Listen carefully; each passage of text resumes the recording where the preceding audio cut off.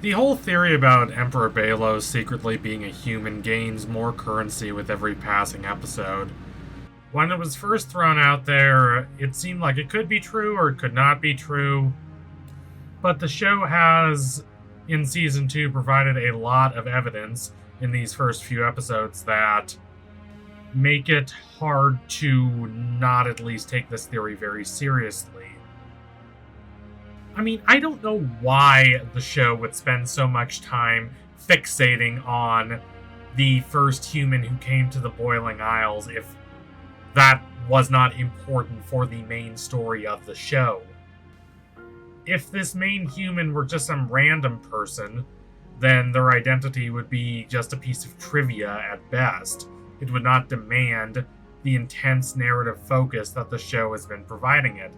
Thus, it stands to reason that the first human is someone important, someone we already know, and the only character who makes sense is Belos. Thus, I think that we should indeed consider this Belos as a human hypothesis under the context of what we learn about the guy who probably became Belos, Philip Wittebane, in Through the Looking Glass Ruins. We see that Wittebane lived about 400 years ago, making him much older than I initially expected. Also, it's a little weird because the show says that he was in the Deadwardian era, which is of course a pun on the Edwardian era of England, and Wittebane is of course English, but that messes with my head because the Edwardian era is in the early 20th century. It's right after the Victorian era. I would know because that's one of the periods I study when I'm not doing silly stuff like this on YouTube. So the fact that there's an era punning on the Edwardian era that is nowhere near the Edwardian era chronologically kind of messes with me. It's not a bad thing that the show does this, it just is something that personally kind of screws with my head. Anyway, we see that Wittebane speaks with a refined British accent, which in itself, to be quite frank, is kind of weird because the accent that we commonly think of as the British accent, the very refined RP accent, did not exist a couple hundred years ago. That was an invention of basically a tool of social class to differentiate those who are proper and prim from everyone else. But though that's an anachronism, it doesn't really matter, and if I were to complain about this, I'd have to complain about pretty much every British period drama, and I'm not going to do that. What matters is that there are very few characters in this show, The Owl House, who have British accents. There are even fewer that are notable characters in the show. That Wittebane and Belos are two of these very few notable characters is not a coincidence. I'm not saying you necessarily need to accept this theory, but I am saying that you cannot easily dismiss it. Anyway, some have said that this hypothesis might not be true because Wittebane and Belos are voiced by different voice actors. That is true, and it's also true that if they were voiced by the same voice actor, this would basically be a closed case. But that they're voiced by different voice actors does not necessarily mean they're not the same person. It could just be a way to make it not so obvious that they are the same. And also, Belos would reasonably sound different now than he did almost 400 years ago. That just basically stands to reason. At the end of this episode of The Owl House, Through the Looking Glass Ruins, we delve into the history of Wittebane. We delve into his account of arriving in the Boiling Isles during the Deadwardian period. He describes the Boiling Isles as a place of awe and wonder. He's both mesmerized by this place and terrified of it. So far, so good. I think most of us would react the same way to arriving in the Boiling Isles. Luce certainly does. He doesn't know how to describe the Boiling Isles properly, but then again, we probably wouldn't either if we were in his position. And there does not really seem to be anything out of the ordinary about him. He seems like your typical run-of-the-mill English gentleman of the Baroque period. Nothing strange there, just a typical Englishman. Where things start getting interesting is when Wittebane starts discussing the possibility of harnessing the power of the Boiling Isles in order to create a door that would allow him to go back and forth between the Boiling Isles and the human realm, and thus impart his knowledge of the Boiling Isles to the human realm. As though to what this refers is not obvious enough, the image accompanying Wittebane's reflections is the giant eye that we see on the two doors we have seen that go back and forth between the human realm and the Boiling Isles. Those two doors being the door Ida uses, the door Luce got in through, and then Belos' door, the only one we know that still exists. Where did he get it? Did he just find it on the side of the road while he was just off meandering around, cackling maniacally? No, of course not. Belos more than likely made this door himself. And here we have Wittebane talking about needing to make a door. That is not a coincidence.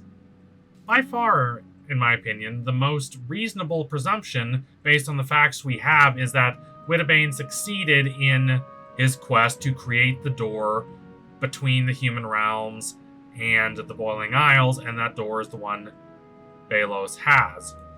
So what are we to make of this? How exactly did Wittebane become Belos? What drove him to do so? Now, if he is Belos, it's safe to assume that he prolongs his life through unnatural methods. We see him crushing down palismen and making a potion out of them that he uses to, among other things, make himself live longer. That's not the only effect the potion has, but I think it's more than reasonable to think that such is one of its effects. So, how did Belos make such a potion, and how did he become so powerful in the first place? If we accept the idea that Belos is Wittebane, I think the answer is fairly straightforward, at least from an abstract point of view. Wittebane searches the Boiling Isles for a way to harness its power to make a door that allows him to go between the two worlds. In doing so, he learns that this power can be used for a lot of other things too. It can be used to attain an unnaturally long life, and it can be used to attain political and economic influence. These are traditionally two of the things that have most tempted mankind. I don't think it's unreasonable to think that Belos, once realizing that he had these kinds of powers under his control, decided that pursuing these powers was a more valuable use of his time than just trying to go back to the human realm. Also, once enough time elapses, he might not have had a place to go back to. We should consider that. Eventually, the human realm must have moved on without him. As the decades and the centuries passed, he was probably forgotten in the human realms. Now, of course, this theory is not entirely complete. There are a few puzzle pieces that we do not yet have. For example, we do not know how his power grab worked. We don't know how exactly he harnessed the powers of the Boiling Isles, though we do have a lot of hints in that regard. We also don't know why exactly he or his associates constructed a fake Luce to mollify the mother of Luce, Camilla, who would otherwise be extremely traumatized by the departure of her daughter. But I'm sure these pieces can be filled in later. I like this theory because of its sheer emotional resonance. The central appeal of the whole Belos as a human theory, at least for me, is that it means that he is not used to be so different from our protagonist. He was not always this all-powerful god king. He was just a person who attained the power he later possessed because of the choices he himself made. Think of, say, Sauron in The Lord of the Rings, though that example is perhaps flawed because Sauron, even before his ascension, was not normal, per se. A better example, perhaps, would be Voldemort in Harry Potter. I don't think Harry Potter is perfect by any means, but I think its decision to very closely parallel Harry and Voldemort was the right one. Voldemort, like Harry, was an orphan. Like Harry, he was not born with a lot of opportunities, and he suffered a lot as a kid. And like Harry, he was lifted out of that poverty by people who wanted to help him, who wanted to challenge him, who wanted him to harness his potential. In both cases, Harry and Voldemort grew close to a lot of the professors. The only difference is the choices that they ended up making. Harry Potter, for all its faults, is very clear about this. This is a major theme of the series. As it's outright said by Dumbledore at the end of Book 2, I don't remember the exact quote, but it's something like, "We are not defined by our abilities, Harry, but by our choices." It's kind of existentialist, and I like that. Now, of course, the whole thing about the villain being an ordinary down-on-their-luck kid is overused, but it's overused for a reason, because it has some innate drama to it. It can be used in realistic fiction. Think about, I don't know,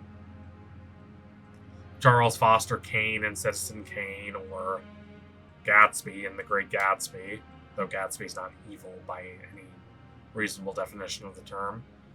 However, it is more clearly shown in fantastical fiction, like The Owl House.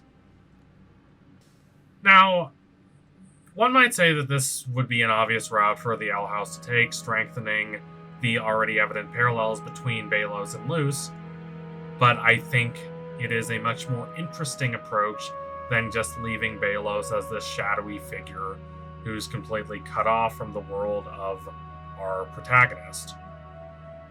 The central appeal of making the hero and the villain somewhat similar is to make us think, to challenge our ideas about the light and the dark being necessarily so different from each other. Think of the yin and yang symbol. It's not just white and black, it's black and white and black, and then the two sides, the yin and the yang, coming together to form a whole. That is an approach I very much like, though of course it is not the only approach the show can take. Though I will say that whatever approach the show does end up taking about Belos and Wittebane, I dearly hope that it does a lot to pay off the intrigue the show has slowly and steadily built up around Belos. But I guess we will have to see. So thank you all for watching. If you liked what you saw today, don't forget to like, comment, and subscribe. Donate to my Patreon if you can and you want to see more videos like this. Keep watching The Owl House. It's a smart show. It's clever. I think it's getting better. There have been some really gorgeous episodes of TV that has aired in Season 2, and I can't wait to see what it does from here. So what do you think about Belos? Do you think he is Wittebane? If not, who is he? I'd love to hear your thoughts. Anyway, tune in soon for my next analysis. It will be coming soon. That I promise you. Thank you all again. Adios, comrades.